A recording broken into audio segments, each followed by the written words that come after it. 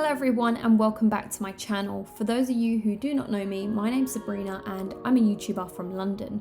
During my time creating YouTube content, I have shared a mixture of videos from hauls, travel vlogs, beauty tutorials, and once when I even had the worst skin reaction I've ever had in my life. But one thing I've never really spoke about on my channel is just how much I've always suffered with my periods. I got period pain. I've been telling everyone all day. My mind, 1 second I'm like, yeah, and then I get this pain come through and I'm like, oh my god. She was just like dying in the car, like you were literally like... I was ready to pass out. Yeah, you really were. So in this video you're about to watch, I'm going to be sharing with you my journey to being diagnosed with endometriosis, and I truly hope that this could possibly help some of you.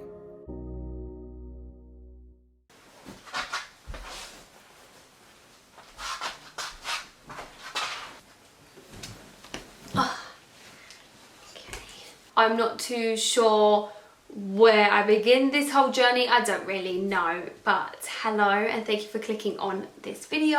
In this video I'll be walking you through the whole process, telling you exactly what I went through and why I actually thought I had endometriosis in the first place. Of course, this is quite a sensitive subject and I have chosen to share this with you, and I've chosen to be completely honest and raw. I'm hoping that this video could possibly help people be more aware of endometriosis if they don't actually know what it is.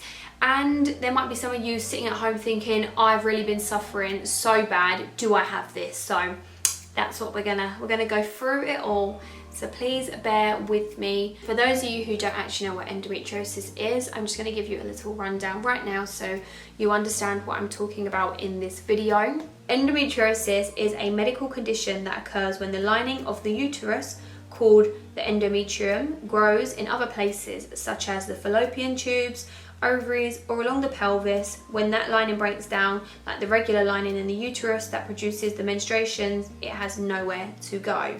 I started my period when I was around 10 or 11 years old. Now that's pretty young to start your period, as a lot of my friends didn't actually start theirs until they're around like 13, 14, 15, that kind of thing, you know. And I was so jealous that they started a bit later, because when you're young and you're having to go to school, remember to take sanitary towels with you, it's really weird because you're still in that child mindset of things. And I always had such horrific period pains, to the point that I would be rolling around on the floor in pain. And I remember when I was younger, everyone used to say to me, don't worry babes, as you get older it's gonna get better, your periods will ease up, and you know, just have some patience and it will honestly get better.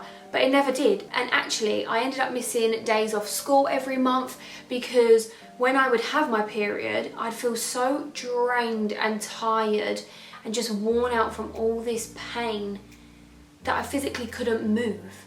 You know, it was really horrible. And I literally remember some points I'd be rolling around on the floor or on the bed just crying. I was crying my eyes out because it was so painful. You know, I started going to the doctors and explaining to them my period pains are really bad. What can I do to help this, you know? And throughout time, I got told to try so many things, okay? So when I was younger, personally, I don't feel like they kind of took it that serious because I was so young. They just said to me I need to exercise, make sure I'm eating good and stuff like this. And then as time progressed, I kept going back. They said to me I need to mix ibuprofen with paracetamol to get a stronger pain relief. It didn't do anything.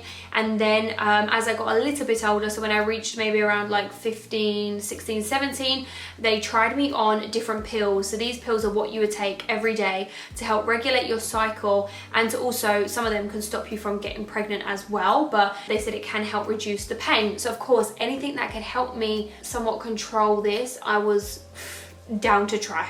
Tried this green pill. I cannot remember the name of it. I believe it began with an M. I'm not too sure because obviously this was quite a few years back now. And then I remember I tried this other pill called Jasmine or Yasmin. I'm pretty sure it was one of those. And the green pill didn't do anything for me. It didn't help pain, it didn't help with regulation, it didn't help with any of these things. But the Jasmine pill kept me on my period for 2 weeks and it messed up my bowel movements. Like, it really done me dirty. It was really bad. As you can imagine, those pills did not work for me. I went back to the doctors and then they carried out a blood test, and this is where they actually found out that I had a iron deficiency. So of course I had to start taking supplements like vitamins to help with that. I just felt like something wasn't right, but because everyone's like, oh, I get bad period pain too, or I get this, I just started to think, oh, maybe I'm not handling mine as good as other people, or I don't know, maybe I'm just being a bit dramatic. I started thinking that it was me who was the problem and there wasn't actually a real issue, but really there was, because the pain was horrendous. The pain was on a whole nother level, guys. I even tried things like Feminex and a whole bunch of other tablets which you can buy across the counter. The doctor then put me onto cocodamol, which is, you know, slightly stronger. It didn't really do much. And then they actually moved me onto 3 different tablets, which I took for many years.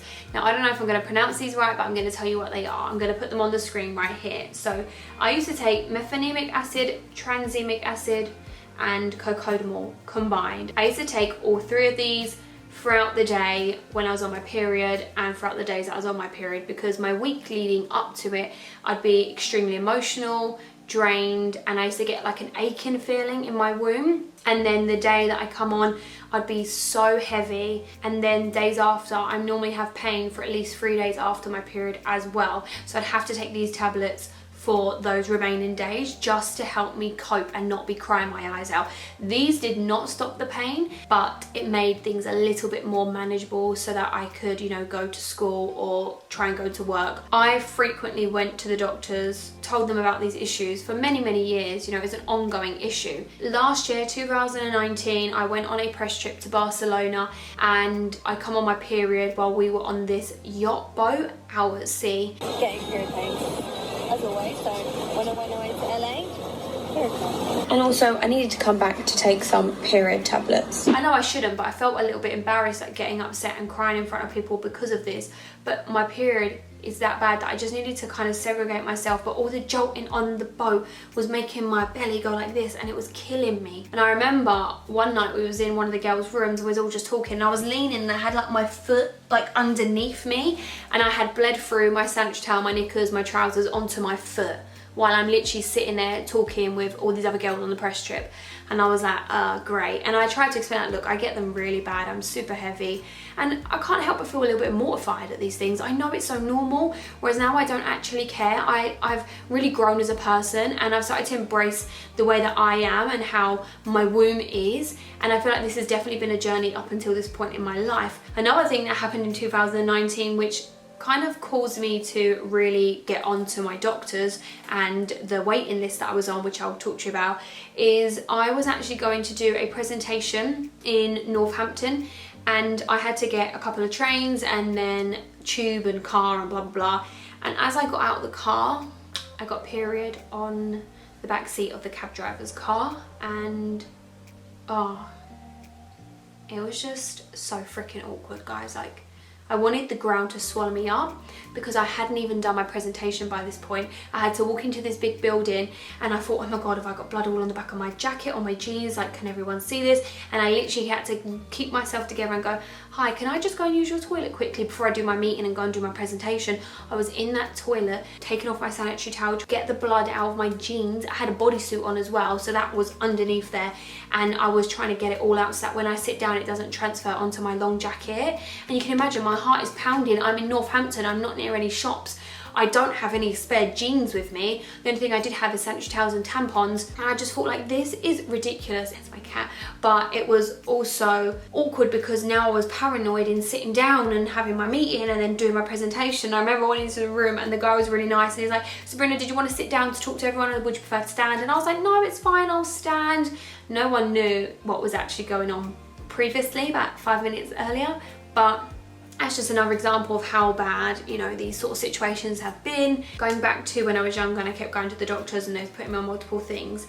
So they decided it was time to do an internal scan to see if I have polycystic ovary syndrome. They did a blood test, and then I went to the hospital, and I had to have, like, imagine a hair curler but a long one. They inserted it in your vajayjay. It was very cold, and then on the screen they just kind of went around and took some photos. When this happened, they said that they could see little dots around the ovaries and stuff like this, which means it could be polycystic ovaries, but they said it wasn't polycystic ovary syndrome, because with that you get different side effects. They said that I had that after doing the internal. They also discovered I have a back to front cervix. That actually doesn't make any sort of difference, and it's a lot more common than what you think. When I went back to the doctors and she said, oh, it looks like you have polycystic ovaries and then you have a back to front cervix, of course I was like, sorry, what is all of this information? It was a bit overwhelming, but I was like, okay, that's fine. Well, what do you think the actual pain issue is with my periods? And then she said, I'm not too sure, you might have endometriosis as well. I thought, as well? Okay, that's not looking too promising. She said what she's going to do is she's going to refer me to the gynecologist, and I'm going to have to discuss some options with him. So when I went to my gynecologist appointment, he asked me a few questions, because I've always suffered with a pain on my left ovary, and even when I wasn't on my period, this pain would just be as if someone was just sticking 2 fingers and just pressing it into my ovary. Yeah, it was like a constant pain that I just got used to over the years, and I explained these things to him, and he said, okay, we're going to put you on a waiting list for keyhole surgery. Now, I won't lie to you, when they first ever told this to me, I felt a little bit crushed, because as a woman, you know, endometriosis can affect your fertility. He did say because it's on the NHS, there is quite a long waiting list, and I expected that. However, if I'm honest with you, it got over a year, nearly 2 years, and I did follow up before this. When I rung the hospital, the lady was like, your name is not on the waiting list, and then she actually contacted the surgeon and checked the notes on the system, and my name never got put onto the waiting list. So I had been left being told I was on the waiting list for over a year, and I actually wasn't even put on it. So that was great. And I understand that the NHS is free to people in the UK, so, you know, I know that they have to deal with a lot in that sense as well. Because it had been left for so long, they said I need to be put onto an emergency list.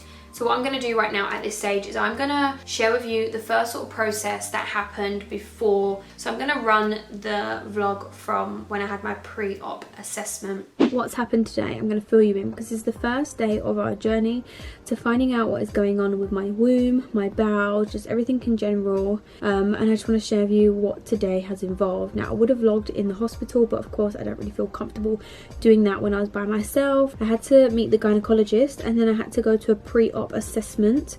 So if you do go through the stages, just be prepared, you might have to go through what I've gone through today.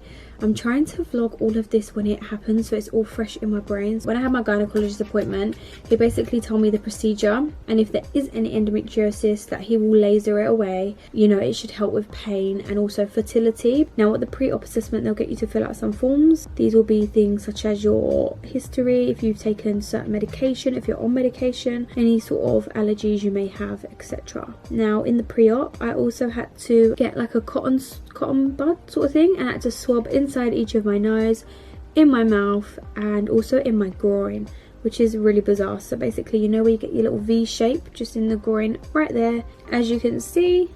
I also had to have some blood tests done today. This was the worst thing of my day. They have to check your blood group just in case. This is very unlikely, by the way, but just in case you needed like a blood transfusion, they need to know your blood type, so they put the correct blood in you, which is very, very, very unlikely, but they do these things, of course, as a safety precaution. And yeah, so I just thought I'd let you know these are the things that happened today. One more thing I need to mention, they told me that the night before at around like 8 PM, I have to put this fluid up my ass. You have to insert this up your bum, like this person here, and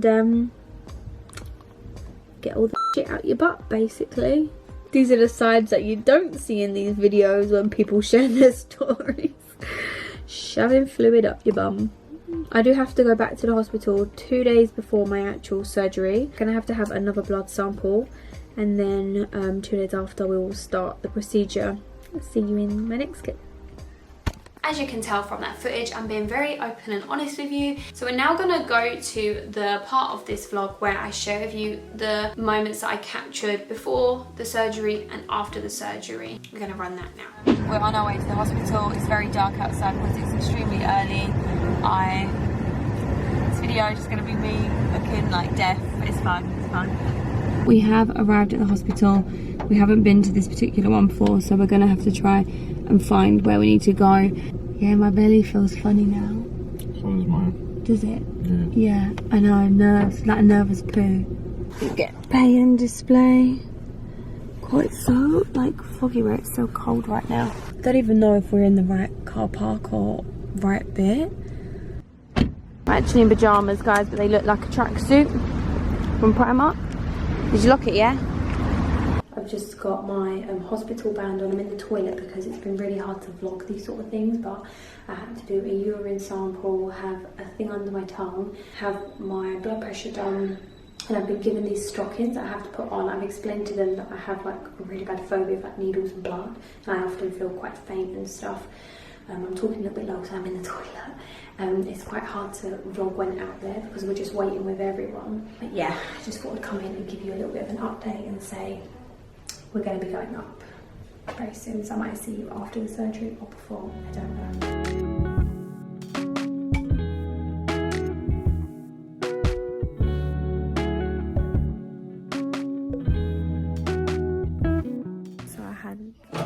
Surgery done now.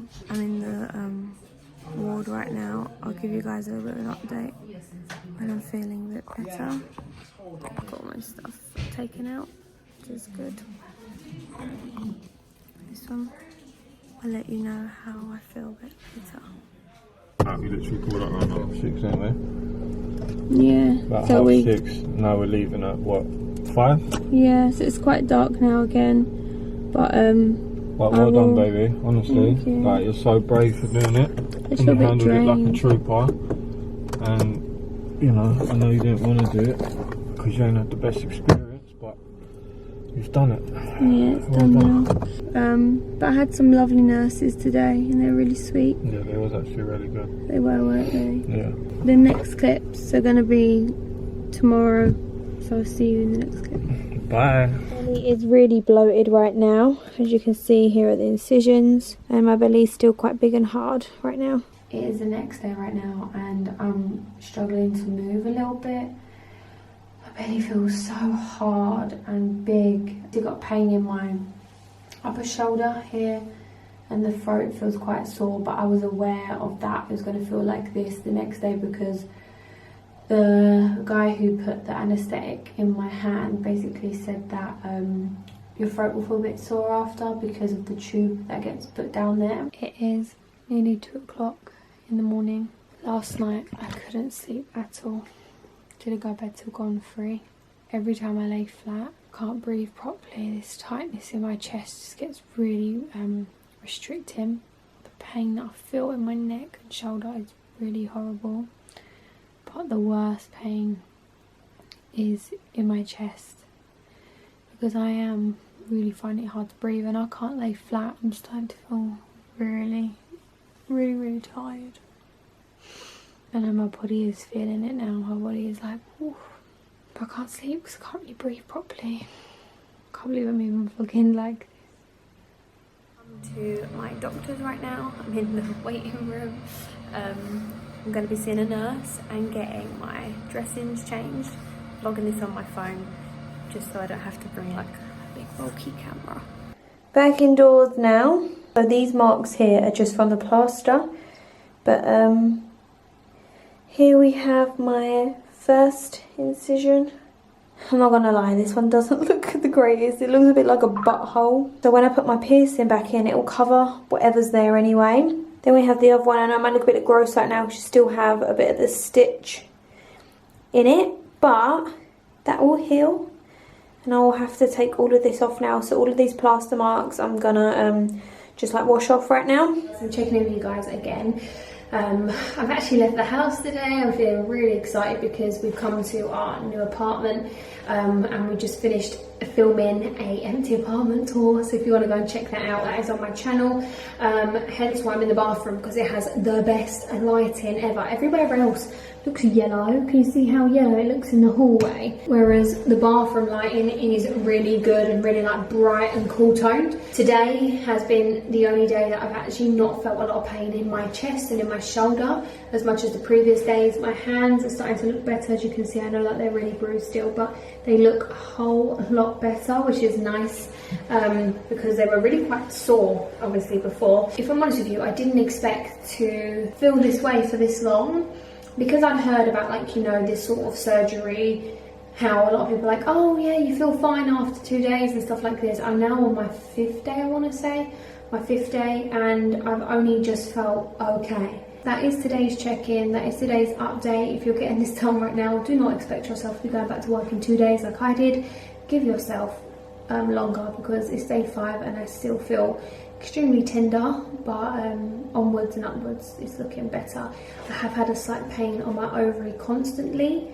I'm just keeping an eye on that, but I know that that ovary will have had more endometriosis tissue on it, so I'm just thinking maybe it needs a bit more longer to heal. I did in the end up having endometriosis, but as crazy as it sounds, getting those answers actually helped me feel not so crazy, because going up to this point I kept thinking, how can anyone's periods be like this and be normal? I'm not even being funny, like look at the adverts we have to see on TV.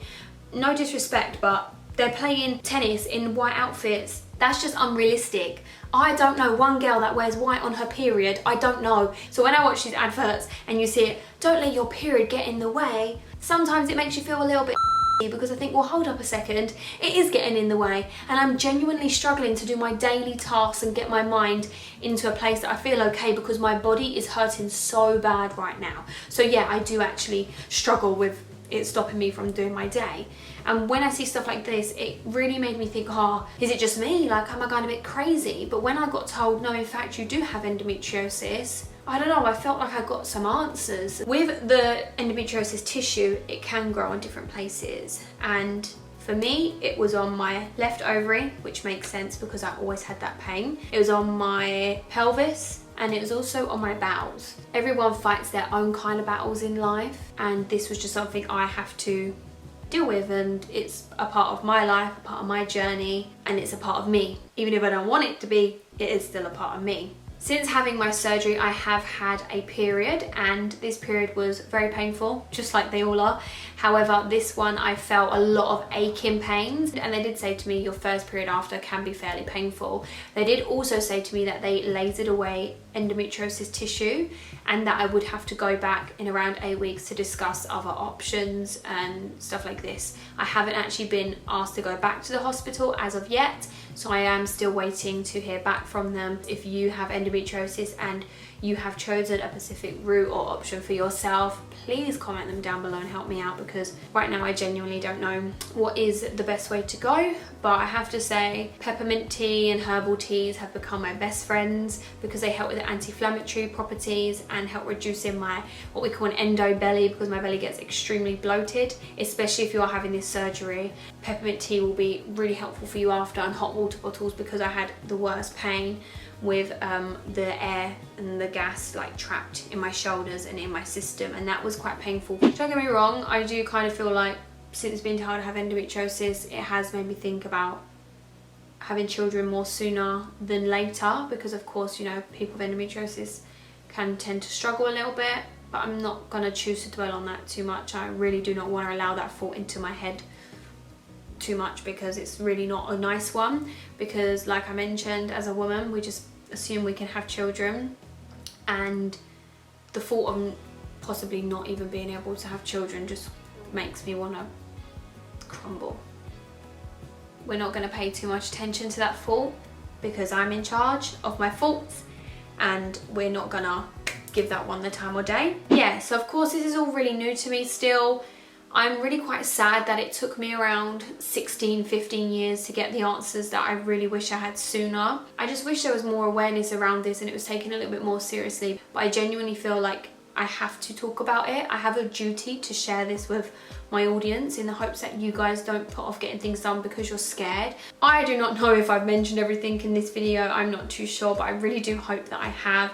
And if you know someone who is struggling with this, or someone who's possibly going to be going through this, please share this video with them. So this has been my personal journey that I have chosen to share with you in the hopes that it could possibly help at least one of you guys out. I'll try my best to reply to as many comments as possible. Thank you for joining me, and I will see you guys very, very soon. Bye. let the hair makeover begin. Okay, so I thought I'd just do a little bit of an inside shot just to show you what the extensionist salon looks like. And here we have a very awkward me showing you the before, how dusty and crusty my hair looked.